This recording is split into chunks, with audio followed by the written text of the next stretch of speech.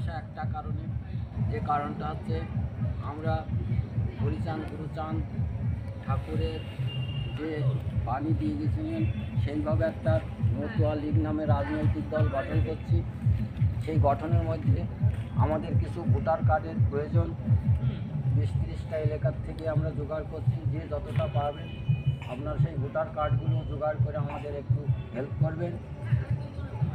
তার ধরুন আপনাদের এখানে আসা, যেহেতু আমাদের জাতির কোনো দল নেই, যদি আমরা বেশিরভাগ এগিয়ে গেছি 50%, আর 50% এগোনোর জন্য চেষ্টায় আছি।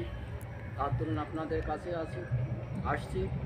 তো আপনারা এদিকে চিন্তা ভাবনা করে যে কয়টাই ভোটার কার্ড পাবেন মিন্টুর কাছে দিয়ে দেবেন, ও ফটো করে আমাদের গ্রুপে ছেড়ে দেবে, তাহলে আমরা বড় উপকৃত হব। এই বলে আমার বক্তব্য শেষ করছি।